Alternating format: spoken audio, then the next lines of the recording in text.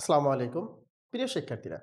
আজকে আলোর প্রতিফলন অধ্যায়ের এমন একটি অঙ্ক নিয়ে তোমাদের সামনে আলোচনা করব, যে অঙ্কটি আমরা প্রত্যেকবারই কোনো না কোনো বোর্ডে পড়তে দেখেছি। অঙ্কটা কি?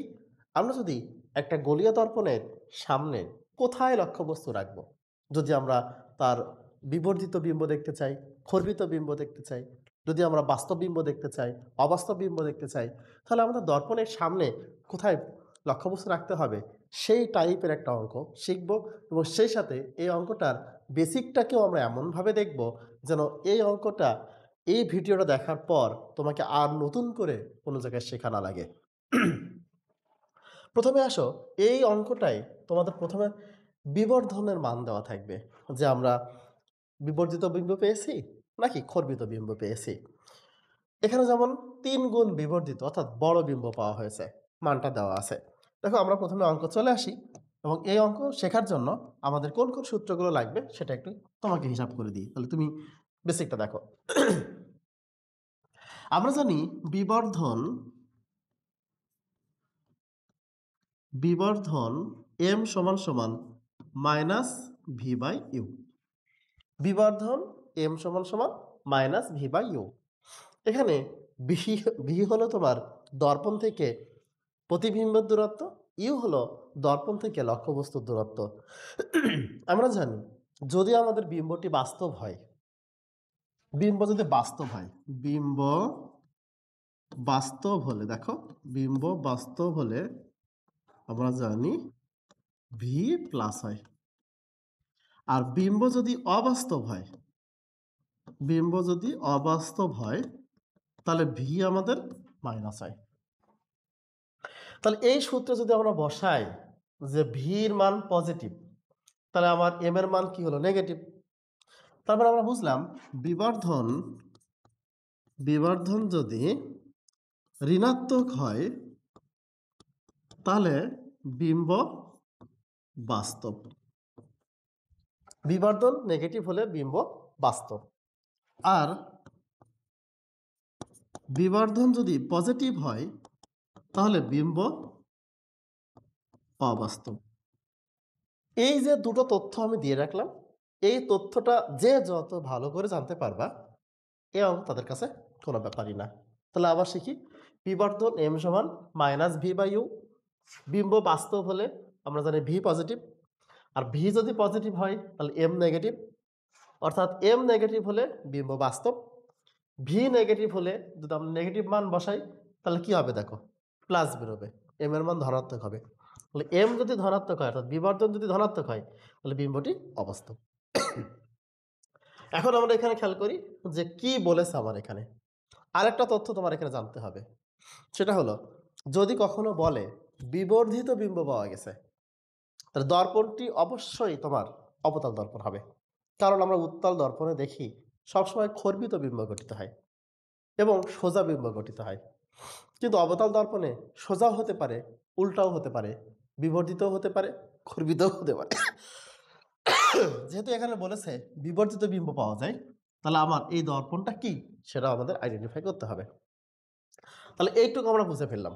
তাহলে এবার আসো, আমরা এখানে কি কি হিসাব করব। দেখো, আমাদের বলেছে 20 মিটার ফোকাস দূরত্ব বিশিষ্ট একটি দর্পণের কোথায় লক্ষ্যবস্তু রাখলে, এটা এফ এর মান দেওয়া আছে, এফ ফোকাস দূরত্ব দেওয়া আছে, কোথায় লক্ষ্যবস্তু রাখলে, অর্থাৎ ইউ এর মানটা তোমাকে বের করতে হবে।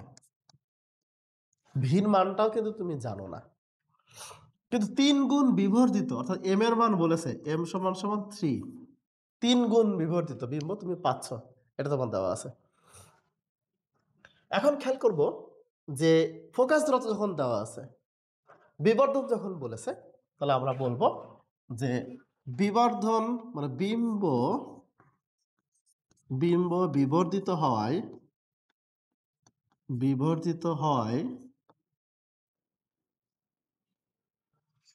দর্পণটি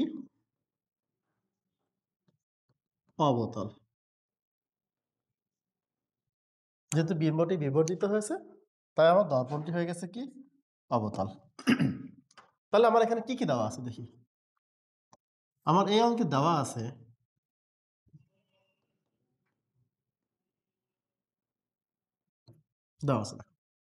এফ সমান সমান 20 মিটার। আমি এখানে -20 লিখতে পারতাম না, কেন পারছি না? কারণ আমাদের এই দর্পণটা হলো অবতল দর্পণ।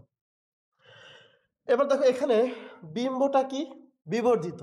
ওকে, বাস্তব না অবাস্তব বলা হয়েছে কি? হয়নি। বাস্তবও বলা হয়নি, অবাস্তবও বলা হয়নি। তাহলে আমরা বলতে পারি যে অবতল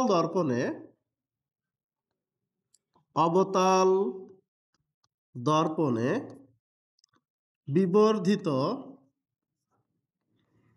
বিম্ব বাস্তব ও অবাস্তব উভয়ই হতে পারে। উভয়ই হতে পারে। তাহলে আমরা আগে বাস্তব ধরে করব, সেকেন্ড আমরা অবাস্তব ধরে করব। ধরি বিম্বটি বাস্তব। তো একটু আগে আমি কি বলেছিলাম মনে পড়ে? বিম্ব যদি বাস্তব হয় তাহলে আমাদের বিবর্ধনের মান নেগেটিভ।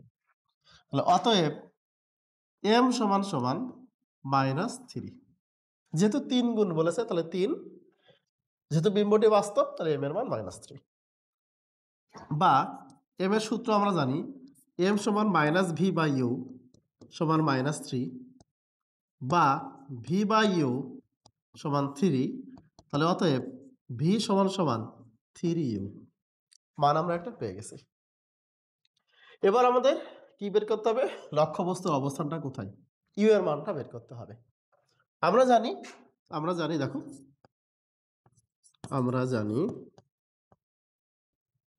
1/f সমান 1/u প্লাস 1/v, বা 1/f সমান সমান 1/u মানে কত দেখো, ভির মানটা পেয়েছে 3u, তাহলে 1/u প্লাস 1/3u, বা 1/f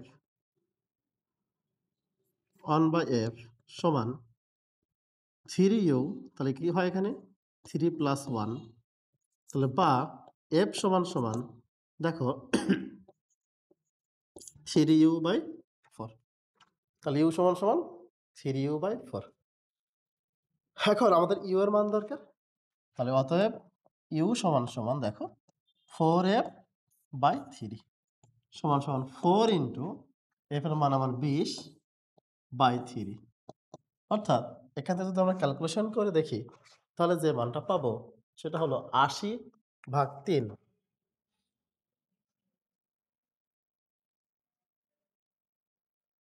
80/3 অর্থাৎ 26.67 মিটার। অর্থাৎ আমরা দর্পণ থেকে যদি 26.67 মিটার দূরে লক্ষ্যবস্তু রাখি তাহলে কিন্তু আমার 3 গুণ বিবর্তিত বাস্তব বিম্ব পেয়ে যাচ্ছি। ঠিক আছে না? বাস্তব বিম্ব আমাদের হয়ে গেছে। এবার আমাদের দরকার হলো যদি আমাদের বিম্বটি অবাস্তব হয় তাহলে কি করব? দেখো এটা আমরা বাস্তবের জন্য করলাম, এবার অবাস্তবের জন্য কোথায় চেঞ্জ হবে? এই দেখো চেঞ্জ হবে কোথায়, দেখো এটা তুমি নিজে করবা। যদি আমাদের বিম্বটি অবাস্তব হয়, বিম্বটি এখন কি হবে? অবাস্তব হবে। তাহলে বিম্বটি অবাস্তব হলে তোমার m সমান সমান 3, কারণ আমরা জানি বিম্ব অবাস্তব হলে রৈখিক বিবর্ধন ধনাত্মক হয়। তাহলে এখানে বা -v/u সমান 3, তাহলে অত v সমান সমান -3u, v সমান -3u। এখন তুমি কি করবা? এই যে সূত্রটা তুমি করছিলা, এই সূত্রটাতে আবার করবা, তাহলে 1/f সমান 1/u প্লাস 1/v, বা 1/f সমান 1/u প্লাস দেখো ভির মানটা এখানে বসাও প্লাস 1/-3u, বা 1/f সমান 1/u মাইনাস 1/3u। এখান থেকে ক্যালকুলেশন করে তুমি এফ এর মানটা বের করো।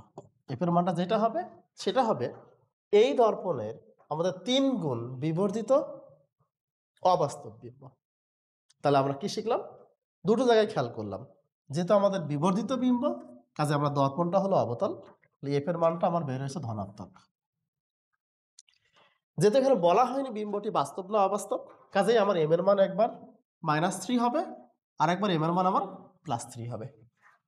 ধরে নিয়েছি আমি বিম্বটি বাস্তব, তখন এম সমান সমান -3।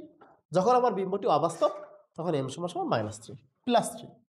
এবার জাস্ট এখান থেকে আমরা ক্যালকুলেশন করেছি। ঠিক আছে, আশা করি বুঝেছো।